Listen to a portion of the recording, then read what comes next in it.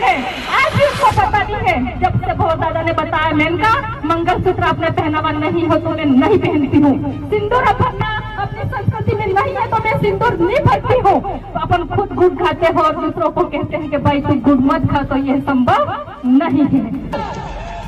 विशेषकर मैं बहनों को आगाह करना चाहूंगी कि आज के बाद कोई व्रत उपवास नहीं करे। मैं भी खुद करती थी, पूरे सप्ताह में 7 दिन उपवास करती थी, लेकिन जब से मैंने भोर दादा के संपर्क में आई पूरे उपवास छोड़ दिए बहनों।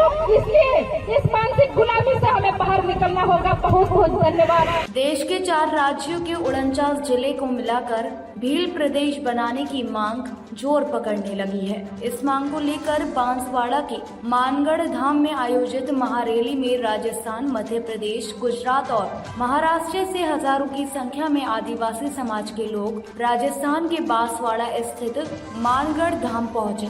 महारैली में भील प्रदेश बनाने का राजनीतिक प्रस्ताव भी पारित किया गया है।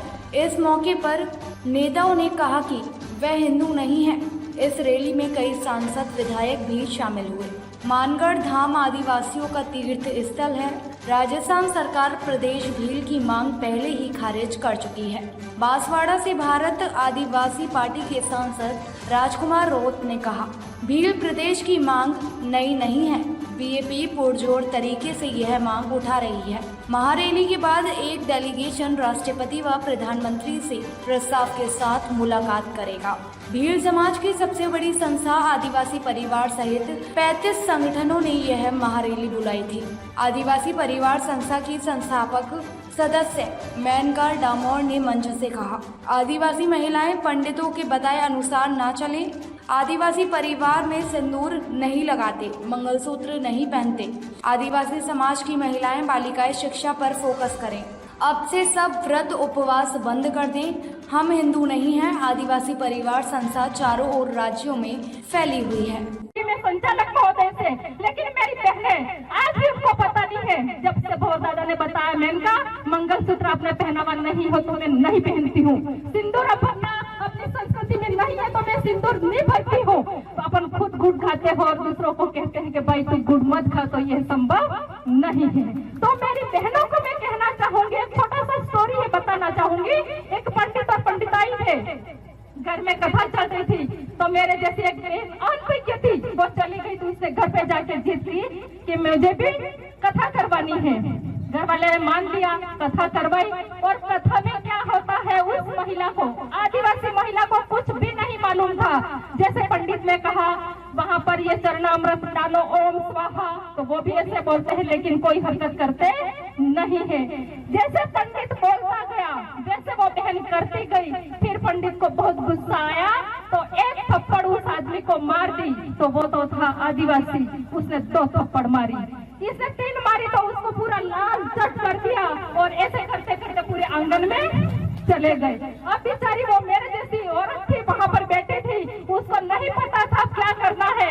तो फिर वह कहती है कि कथा इतनी लंबी होगी, यूं मुझे पता होता तो मेरे घर का आंगन इस पंडाल जितना करती।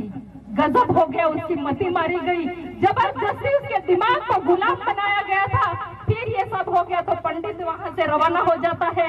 फिर रही बात उसको वो देने की, पेटियां कहते हैं, पेटियां देने की, तो उस पंडित ने, उस आदमी ने कहा कि जा, तो पंडित ने अपने पेटुआ लिया। तो औरत कहती आप ही जाओ, तो वह कहता नहीं तू जा। बेचारी को कुछ भी अता पता नहीं था और पंडित के पास में गई वो पेटियां लेने के लिए। तो पंडित ने 2 लाठियां मारी, लेकिन वो अक्कल की मति की मारी हुई बहन मेरी वहाँ पे खड़ी रही और उसने सोचा कि ये भी विधि का एक हिस्सा होगा और 2 लाठियां खा के खड़ी रही। फिर वो जो पोटला था, चावल, कुमकुम, घी पूरा दे के वापस आई और घर पे उसके हस्बैंड ने पूछा कि भाई तू पिट्टू आली अब जी त्याने के जो, हाँ पिट्टू ते आली अब जी, बड़ पता करते अंग्रेजों की मदद से गोलियां चलाई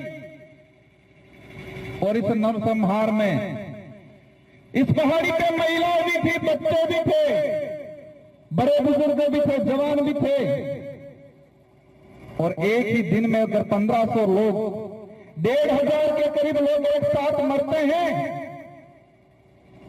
तो आसपास के जो मध्य प्रदेश, वर्तमान में राजस्थान, गुजरात, महाराष्ट्र, जो समय बिल टेरिटरी के नाम से जाना जाता था, और नेशनल पार्टियों को भी हमसे यही दिक्कत है। हमें यही चाहते हैं, हमारे से यही चाहते हैं कि आप सिर्फ भौतिक सुविधा की बात करो, पेट भरने की बात करो, सरकारी गेहूं की बात करो, आप अधिकार और जल जंगल जमीन की बात मत करो। ये चाहते हैं वो लोग। हम 4 हिस्सों में 4 राज्यों में बटा, उस वजह से हमारी संस्कृति का विनाश होने के कंगार पे चली गई, हमारा इतिहास दबा दिया गया।